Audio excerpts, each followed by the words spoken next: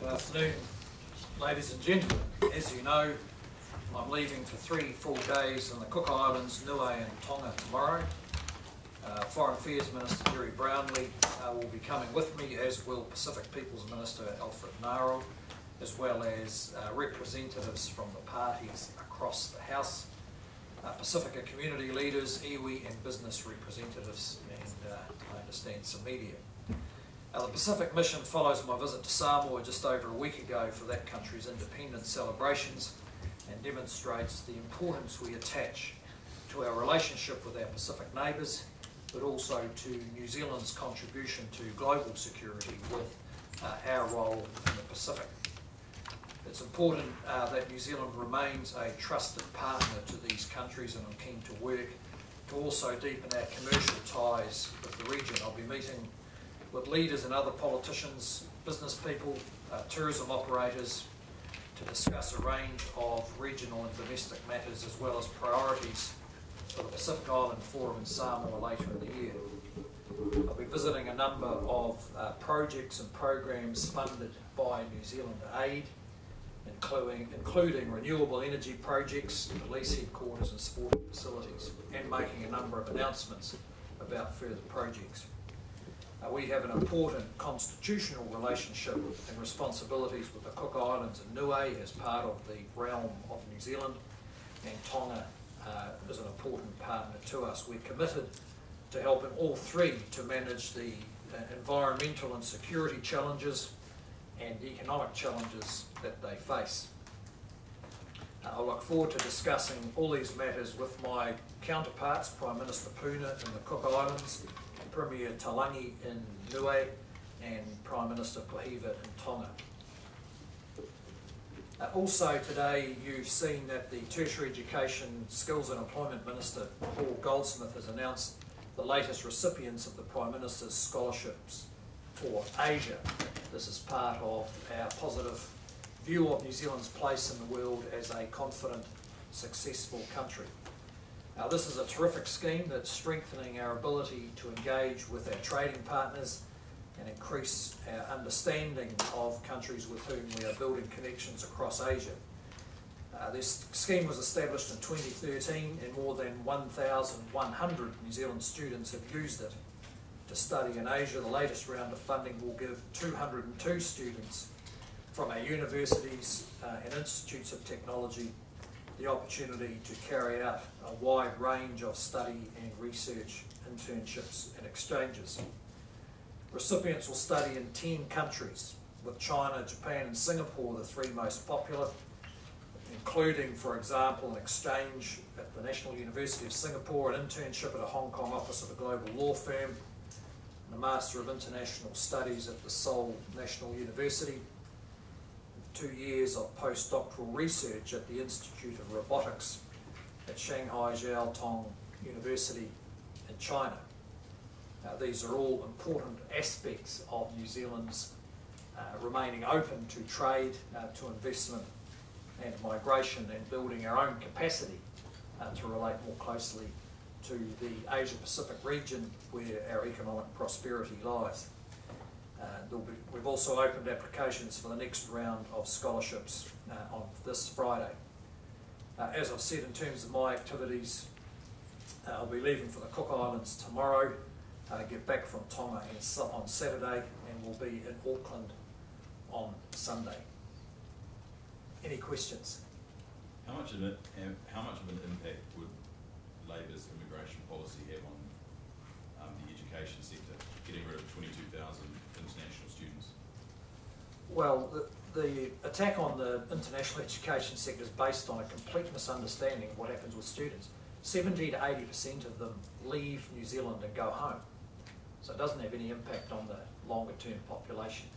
But look, it'll have a big impact. This is a sector that has been a key part of diversifying our economy, particularly through the difficult times when dairy prices were low, employs 33,000 people, generates 4.5 billion in income for the country, and I think for political purposes, Labor have targeted it. Probably a more immediate impact will be the way they're looking at drastically reducing the skills coming into the construction sector. where currently we issue something like 7,000 visas, but there's more than that because they're exempt because of the need for trade skills. And they're looking at cutting that back to 1,000 to 1,500 on a day when the Auckland City Council's just put out a report saying that they want more and easier access for people in the trades for construction and for housing and infrastructure. So it's completely out of step with the need to build the houses for the people who are here and the infrastructure to service those houses. I just can't see any logic, and I'm sure Auckland City Council will be pretty disturbed as well. The policy says that's likely to be on top of the numbers coming in under the skilled migrants category. Well, if they say it's on top of the numbers, why are they claiming they're going to cut the numbers? They can't have it both ways. So we're going to have a drastic reduction in migration, but by the way, the special categories we talk about are in addition to the ones we already have. I mean, that sounds even more confusing.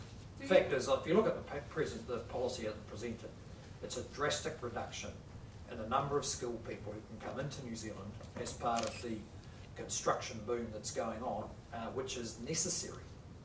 Do you believe that that skill shortage could be met by the 90,000 needs that are in New Zealand? Those people that need training?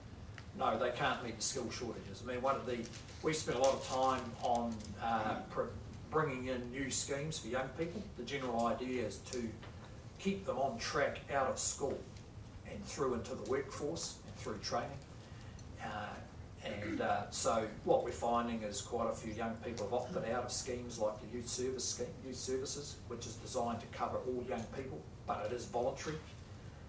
So if they're opting out, there's all sorts of reasons why that happens, but there's the evidence is that they need a lot of support to build the skills to get a foothold in the workplace, let alone to be skilled participants in a construction boom. It's just not realistic. So what are you doing around that?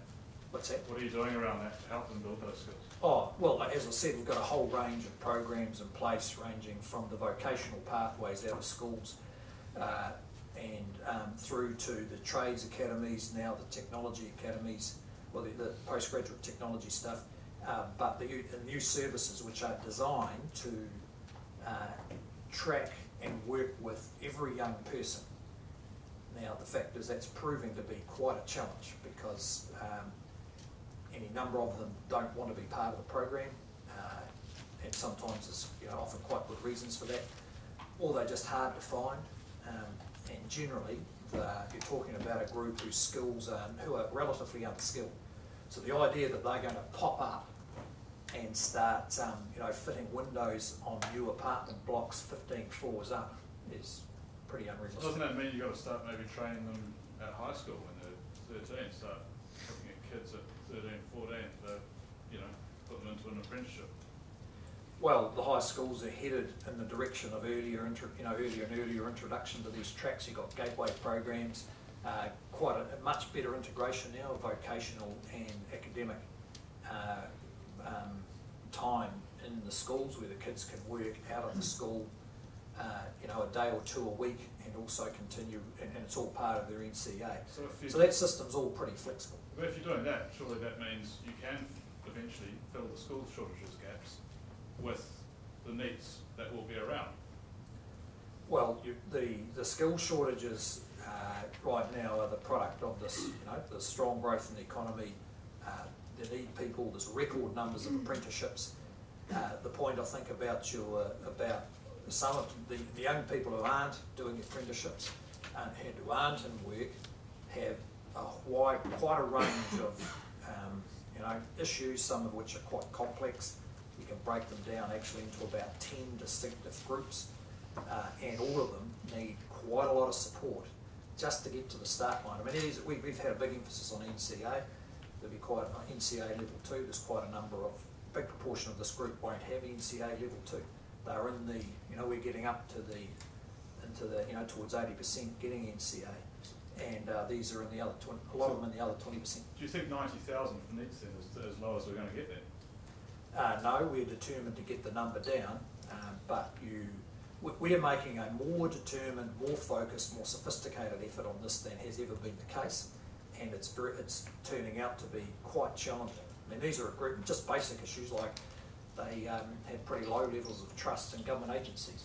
A lot of them have had bad experiences with it, or they're in households that where that's been the case. So you're talking about quite competence needs, and just connecting with these young people and being able to stay connected with them long enough to change their track is challenging, but we're using every tool possible to achieve that. What would be comfortable having 90,000? immigration running at 70,000 plus year on, for it to continue at those levels?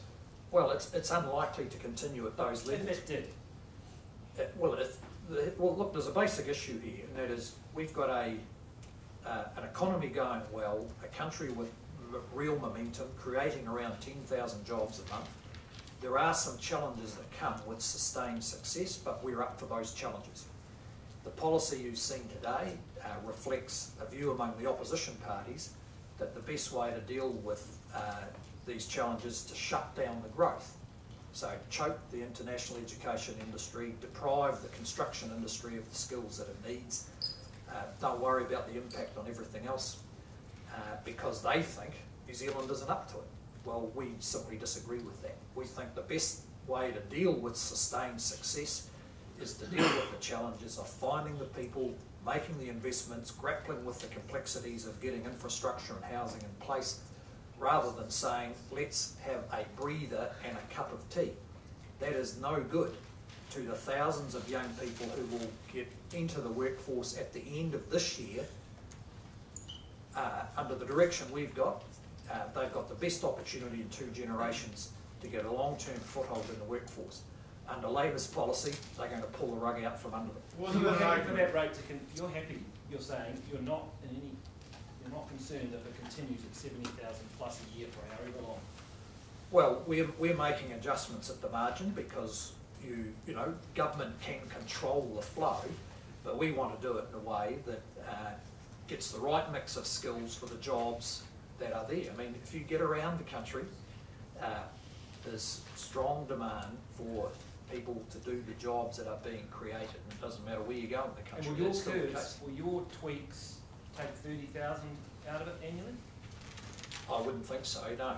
They're not aimed at doing that, because a 30,000 reduction in migration right now will stall the economy. It'll deprive businesses of the skills they need to enable them to make the investments they want to make to grow New Zealand. As I said, we're up for the challenges of dealing with sustained success and growth for New Zealand. Are you saying that the only way that the New Zealand economy can grow is with immigration?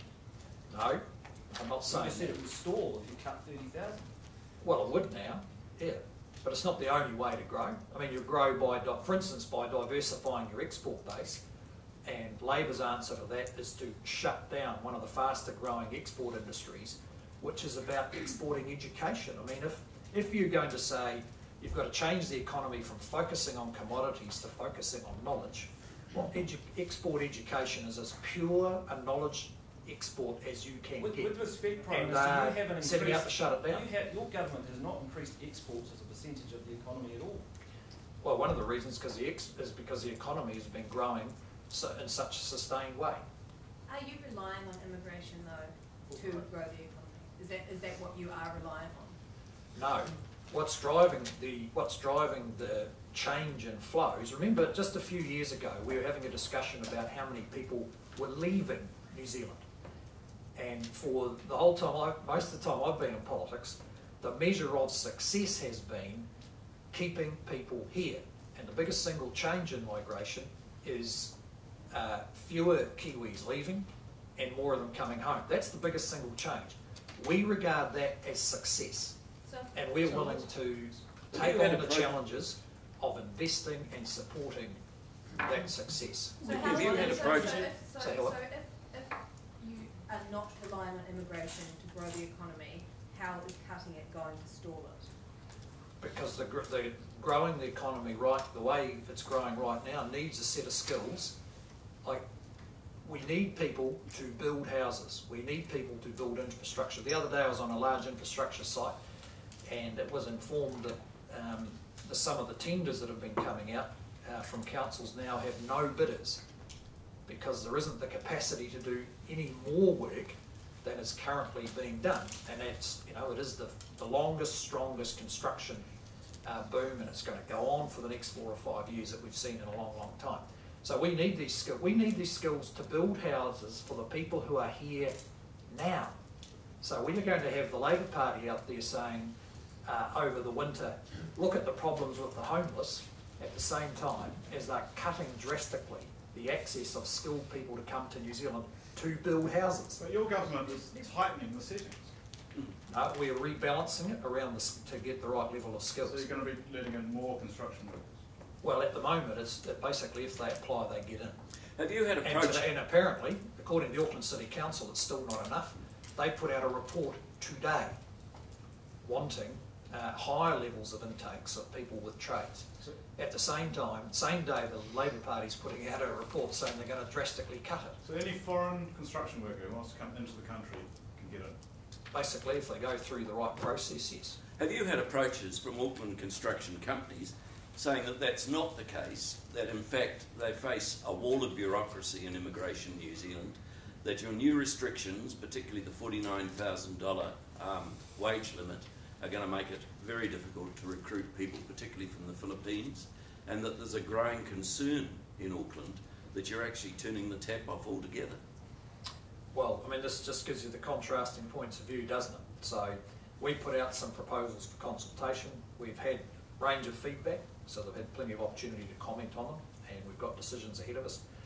But I think what you're describing is much closer to reality than the view that the way to reduce immigration drastically is to shut down on construction visas and stop students coming who don't actually stay anyway.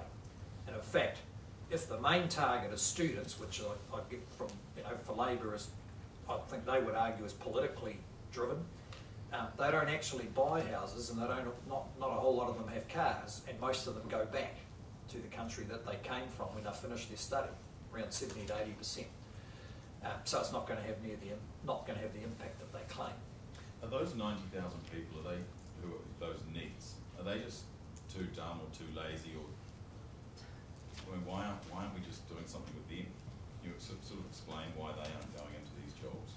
What we're doing, the ministers can outline for that in detail what we call the youth pipeline, on which we focus quite a bit because the investment analysis we've seen shows that it's worth the effort of keeping every single young person on track, because if they get into the welfare system by the time they're 20, they're much more likely to stay a long time.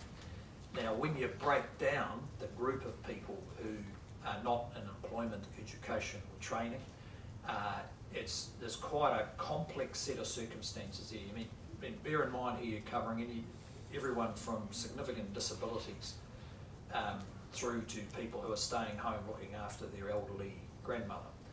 But because then they're not at work, they're not at school. In fact, carers are one of the biggest single groups among neets. The point about that is that we'd all like to think it's a pool of work-ready people, but actually they're not work-ready, and we are doing as much as, in fact, more than any previous government to get to grips with what the specific needs of this group are, how to connect with them, how to sustain that connection, because those are the basic requirements of making change in lives that are often quite complex, and how to get them closer to the workforce. So how many of those 90,000 could possibly, you know, who aren't invalids or caring for people, or, you know, how many of them could possibly work? Is there an estimate? I couldn't give you that off the top of my head. There'll certainly be some, but you know, you have to connect with them. You've got to connect them to the opportunity, and then we have to be able to sustain it. A big part of one of the things we've learned out of the investment approach is that getting people into work is one thing, but then you have to sustain it. You have to make sure they're there every week, and often that needs support, needs changes in work practices and so on. So it's quite, because we've got the highest level of participation of our working age population that we've ever had. That is the biggest proportion of them available for work than has ever been the case in New Zealand. The highest employment rate, the second highest, I think, in the developed world. you're talking about what would in the past have been called near full employment. Now, that means that most people who can, not everybody, but most people who can or are able to hold down a job and sustain it can get one, particularly in an economy creating 10,000 new jobs a month. In the light of the submissions that you've received on the immigration changes, is it your intention to proceed with them as they were originally announced, or do you now realise that you may need to that you've overcorrected? Well, that's what we've got to consider. Well, we haven't I think the submissions have only just come in, and we've got to have a look at them. So there is a possibility that you could actually pull back from what you originally announced? Oh, well, look, it's technically possible because it hasn't been finalised, but we've yet to see just how persuasive those submissions are. But they are, real submissions from real people. We out on the road hear from people who've got strong demand for skills. I think that's a much more realistic view than the one you're getting out of the Labour immigration policy. Will you finalise that before the election? Oh, yeah, yes. Just to follow up on Lloyd's question about the needs, what's wrong with this Kiwi Bill visa that Labor's proposing, in which you give an apprenticeship to a Kiwi if you employ, say, you be able to employ someone, a foreigner, if you also give an apprenticeship at the same time to a Kiwi not in education or training or work? What's wrong with that? Well, the main problem with it is just the sharp reduction in the numbers. So they're talking about 1,000 to 1,500, I think, Kiwi build visas. Mate, who thinks you can build 100,000 houses with another 1,000 people? It's completely unrealistic. And on apprenticeships, we're running full up on apprenticeships, right? There's more than ever. It's growing.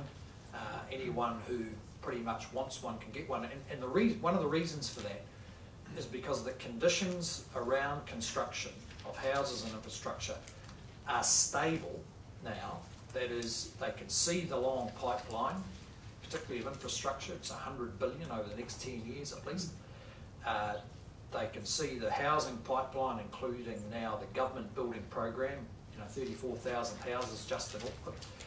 And so these businesses who are used to a boom-bust cycle that means they minimise their investment in skills if they can, understandably, are now looking at longer-term investment and collective activity to, like the ARA hub around the Auckland airport, the Tamaki hub around the Tamaki project. They're looking at more and more sophisticated investment in skills than they've had before. And keeping those conditions stable is what is going to work best for them, but also for the young people for whom this is the best opportunity in a generation. You mentioned the Auckland Housing Merrill Group, same thing.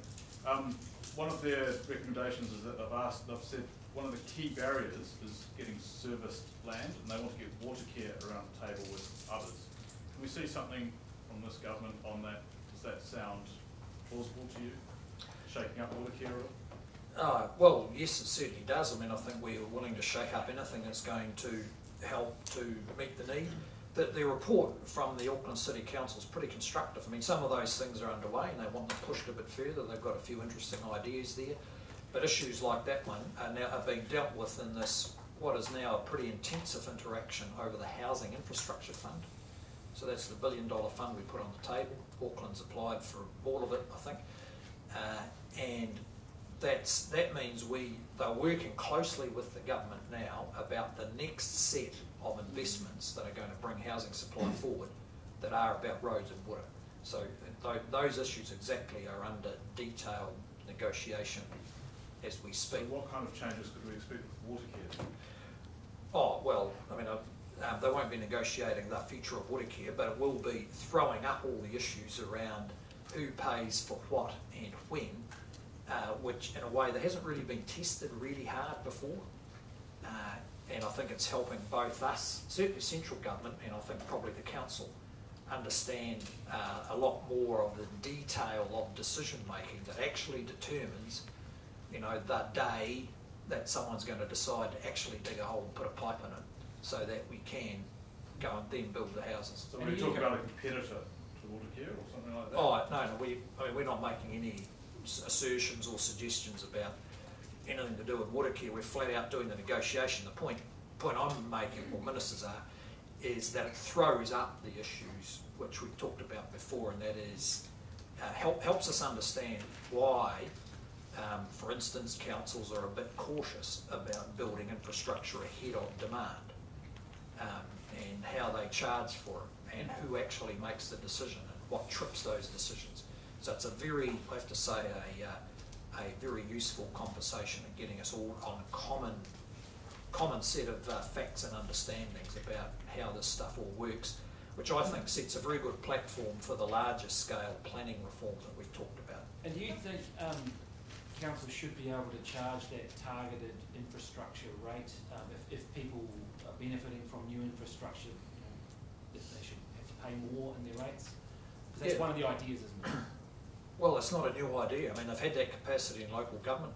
It's been there for years. I can recall as a local MP in Southland getting involved in, arguments over flood protection schemes that involve targeted rates, where those who benefit from the flood protection scheme pay a higher rate directly connected to the costs of that scheme. And the council, so that's always been there, and they've got the capacity for value uplift rating. That's pretty tricky, trying to, I'm told, trying to calculate it, but in principle, yes. And it's great to see this report covering so much ground. I mean, I think it tells us they're having some, they're having a pretty deep think both about what's going on, which is reflected in the report, and some of the newer things that we can test out. The council's also talking about fuel taxes, congestion charges, and even returning GST on construction to building. Are any of those solutions palatable? Well, last week we announced terms of reference jointly around transport pricing, with a timeline there, so we're on the same page, I think, on that one. We haven't changed our view about GST sharing or whatever other sources of revenue that they've talked about. At the moment there's a strong focus on the projects and a strong focus on getting those funded between government and local government, given the constraints that they've got. Are you encouraging value uplift taxes or rates? Well, we're quite happy to see the councils use the powers that they have, and they're getting much more focused on using those powers, because I think these are quite legitimate ideas, which have been contemplated by the Parliament, because they're permitted under the local governing. The government has wanted the council to come up with a plan, now they have. Are you happy with it, or do you see any sort of particular thing that may concern the government? Well, there's some areas like the revenue sharing that we just have a different view about. But by and large, you mean the report they've just published? Yeah, look, it's addressing all the right kind of issues, and quite a number of the things they've proposed are underway. Some of them would have in the past been regarded as pretty controversial, but I think now everyone would see as the kind of issues you need to dig into to make all this process work. So we're happy to work along with them, because most of it would be strong overlap with central government. And what's your concern around revenue share? Oh, just that we haven't seen any serious proposal for the kind of model, and in any case, the most important thing is what you use the revenue for. And we found this with the tourist levy. Some people were keen on a tourist levy, but they couldn't really tell us what they were going to use it for. And you can spend a lot of time working out how to collect revenue, but not knowing where to spend it effectively. So we've, in that case, just said, look, show us the projects. And I have to say that's been a pretty instructive process, because it's put the pressure on the tourist industry advocates to show which things really matter that need to be funded, and we're funding them. And it's a bit the same with all this infrastructure and growth related funding. The most important discussion is what's the project that's needed and how can we get that moving. And that, I have to say, those discussions are very constructive and fruitful at the moment. There's a lot of stuff in the pipeline. But what you're saying is that the council haven't managed to come up with a plan around housing and infrastructure that the government's happy with? No, I didn't say that. I mean, the basic plan is one we're happy with, and that's the two that are obvious is Auckland Unitary Plan, which was done in 3 years because we legislated for it to happen in 3 years, and that's by a council that was brand new, so I think you should give them credit for that. Auckland City Council was only formed 4 or 5 years ago. They've completely redone their planning, and that's now in operation, and that's record performance. We're happy with that plan. It allows for the kind of scale of housing supply that Auckland needs. The other plan we've got is the ATAP, that's the transport plan, and that's a agreed $24 billion pipeline, of which $20 billion is funded. So you see these discussions going on between Auckland City and the government about funding. That's about $4 billion out of the $24 billion plan that we have all agreed. That work was all done over the last couple of years. And so that's being executed as we speak. And there's ongoing discussions about the shortfall 5 years out and how we're going, or 4 to 5 years out, and how that's going to be filled. And also some discussion about whether that pipeline's long enough, and big enough. So, that's a legitimate discussion, but the first $24 billion is agreed. Prime Minister, is it a concern that just 3 weeks before the deadline the government gave to foreign trusts to register with the IRD that fewer than 70 have? It's of no concern to the government. The Auckland City Council, talking of targeted rates, have agreed to this accommodation targeted rate. Does the government support that decision? Well, it's Auckland Council's decision, and they've got the power to do it. They've had the argument. They're getting a bit of a pushback, but it's their business how they set their rates. Prime Minister, just on the British election, does it make you nervous watching an incumbent Conservative Party manage to blow a huge lead in the polls? No. I mean, the circumstances here are different, but in any case, whatever the polls say, this is going to be a tough and tight election. Can you take some lessons out of what happened in Britain? I don't think there's too many particular lessons. I mean, one of the differences is they've got deficits, we've got surpluses, and they're caught up in the politics of austerity, and we have positive choices, so it's a great position to be in. But look, whatever the polls say, this will be a tough election, so my message to my ministers and our caucus is they've got to get out of bed every day to earn the right to govern, and the polls don't give you the right to govern. What it does is a win on election night. When you were talking to Theresa May, did she ask or did you give any discussion about the nature of your confidence in supply agreements? Oh, not in any detail. There was just some discussion about the fact that we've only ever had a majority of 1 or 2 for most of the sort of 8.5 years we've been in government, and she's trying to put together a government with a very small majority. It can be done. You can have stable government with small majorities. Did she ask for any advice or? Well, suggested that they might have a look if it was going to be helpful. Sorry, just following up from Claire's question there. Yeah, did you give advice, or did she ask, Theresa May ask for any advice on managing a slim majority? Oh, look, we just had a general discussion about it. She's got a fair bit on her mind and a fair bit to get on with. So it wasn't a long, convoluted call. Just going back to those immigration figures for a moment, what's the size of the padding, if any, in that 70,000 annual figure? I'm just following up on Corin's earlier question. What's the size of the padding? If 30,000 is too big a padding, what is the size of the padding that can be extracted from that 70,000 annual immigration figure? Well, look, I'm not sure what you mean by padding. I mean, what's driving it? There's 2 things. One is the excess. Well, that's not a problem, not a question for us to answer. Labor's decided there's 30,000 too many migrants coming in, and they're trying to find ways of slashing. What do you think the extractable amount from that 70,000 figure, which has been criticised as being excessive annually and unsustainable? So, if there's a difference of opinion about whether there is a surplus to requirements or not, I'm trying to find out what you think, what National thinks is the excess that can be taken out of that 70,000 annual immigration figure without turning over the apple cart? Well, we're not trying to take some fixed number out of it, but if you look at what makes it up, around half of it is Kiwis staying home. So Labor's effectively saying there'll be no one else other than the Kiwis staying home. You know, there's just fewer Kiwis leaving and more coming back. That's success. We certainly wouldn't want to be extracting Kiwis who decided to stay because the economy's in pretty good shape.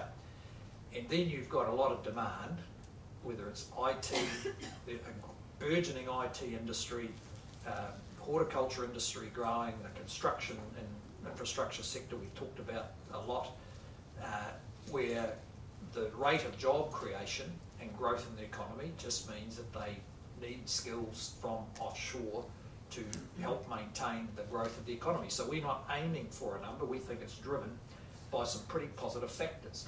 The Kiwis staying home and the growth of the economy, and those are good things. And given all those factors, there is no target. As you've said, there's no target.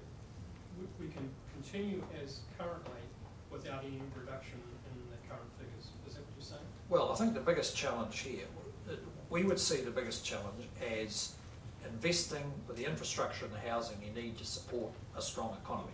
With respect to the migration levels, we're making some adjustments at the margin around the skill mix. I think we've all expected that the pattern in New Zealand is it peaks and drops off pretty sharply. The numbers have flattened out, but they haven't actually dropped. They'll probably drop at some stage. But if the demand is there for the skills, we'd rather have the successful economy with the skills coming in Totally. than saying we want to shut down the economy to stop skilled people turning up. So no reduction could be virtuous? Well, no reduction is, I think, unlikely, but we do need to be investing in the roads, schools, hospitals and houses that are going to support a growing population, because we think a growing population is a good thing. It brings its challenges, but we're up for those challenges. Just on the Theresa May call, did she ask for your advice first, or did you offer your advice first? How did that go? I can't recall. We were just having a conversation. Did she ask for any advice on having wackos in the cabinet? It wouldn't be any point in asking me, because we don't have any wackos in the cabinet. We have no experience of that problem. Okay, thanks very much. And just one other thing, and just some myth busting maybe. Andrew says there are 100 people coming into the country who are shelf stackers. Is that right? I have no idea, but why he'd be quite so demeaning about shelf stackers is beyond me. If you go to the supermarket and there's no shelf stackers, there's nothing on the shelf to buy. That's a pretty fundamental process in an economy. So is a shelf stacker a skilled job, a skill that we need? Well, I'll go and ask the shelf stackers. Also, just quickly, one of the other proposals in the immigration policy is to regionalise the skill shortages list. Would that work, do you think, targeting specific skills to specific regions? The challenge there, there's certainly very strong demand for skills in the regions, and they will be very concerned about a policy that would cut the numbers way back, because it would leave places like Hawke's Bay, Southland, just unable to grow their economies on the back of people with skills. The problem with regionalising it is how you enforce it. So we have a strong weighting in the path to residency for people who go to the regions. We've yet to see whether that makes any material difference to where people go, because you can't really, it's pretty hard to actually coerce them into remaining. You end up something like the Chinese FUCO system, where if they shift from the country to the city, they don't have any entitlements. That's how they do it there. But it's probably not. That's not the kind of country we are.